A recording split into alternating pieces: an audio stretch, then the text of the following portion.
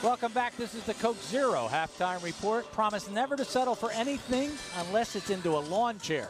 That's John Leone's motto, and do it with a Coke Zero. Lafayette with a very good first half of basketball. They lead at 37-21. The athletic director here at Lafayette College is Dr. Bruce McCutcheon.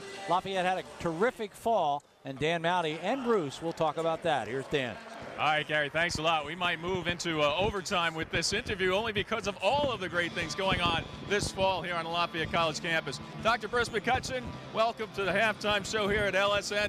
Let's start a little bit with the success of a couple of fall teams that are near and dear to your heart. The women's field hockey team and the men's soccer team getting it done in the Patriot League, moving on to the NCAAs. Pretty fine seasons by both. It was a great fall season for most all of our teams, and particularly for field hockey and men's soccer.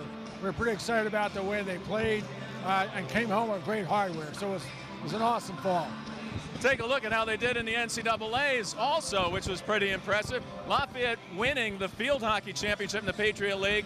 Instead of an automatic bid there, they have a play-in game against another nationally ranked team, Princeton. They go to New York, don't fare so well there, but because of such a great regular season under Andrew Griffiths, they earn that at-large bid. And for soccer, beating American at American in the Patriot League Championship with an exciting finish there, and then moving on into the NCAAs where they actually outshot Virginia and had a very good chance of moving into the second round. They did. They had a tremendous game down in Virginia. I went down to Charlottesville for that game. Completely outplayed UVA in the first half. Lots of great opportunities, just could not find the back of the net. And that's the way that soccer is. You know, it's going to be 1-0 depending on who gets the one. But that was a great opportunity for those kids to really showcase down there like that. And field hockey team under just tremendous head coach Andrew Griffiths also played extremely well in their game against Maryland. And a team that beat them in the playing game, Princeton, ended up being the national champion. Just tremendous, absolutely. And Dennis Bond, the head coach for the men's soccer team, 12 seasons at the helm, hasn't had a losing season yet, and he's always been a contender in the Patriot League. He has been. Dennis is just a tremendous coach and had a great career here. He started out under Tim Lenahan as an assistant and moved out when Tim left to go to Northwestern.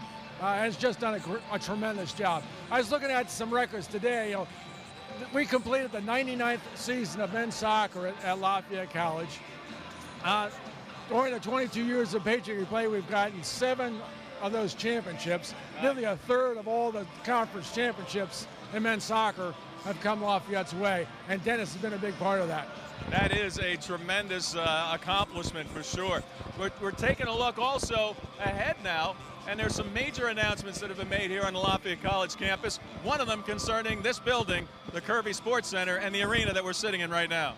Yeah, so we're going to do the renovation project. It's something we've talked about a lot. In fact, we talked about on this air on a couple occasions. Finally got all the ducks in a row, got all the bids out, got contractors lined up.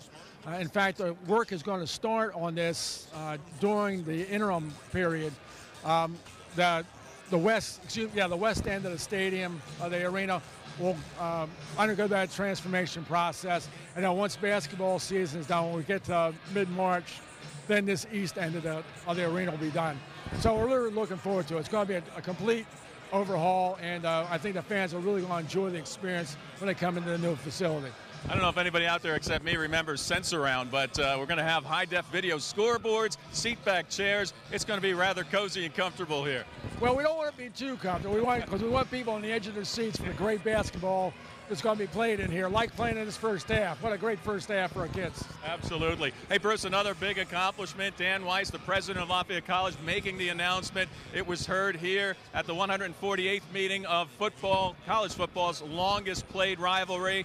The Lafayette-Lehigh game in 2 years will be played at Yankee Stadium to commemorate the 150th. That's got to be huge. It is a huge thing for us. I think it's a huge thing for both institutions. It's something that Joe Starrett and I have been talking about for a couple years now. Joe's obviously the AD over at Lehigh. What can we do? Is there something special to make this 150th game a unique opportunity for both institutions?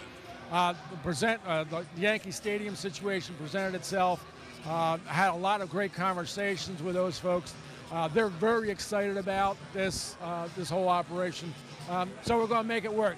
we're working now that we've made the announcement, we can open up the planning process because there are a number of things, obviously, that we want to do to make it special. We're looking at this to be not just a single football game, but a several-day celebration for the two institutions. So right now we're working on what different technical packages might be, transportation packages, all those kind of things to make this just an enormously fun and a successful event. Painting the Yankees clubhouse in maroon and white pinstripes, is that part of the plan? Or?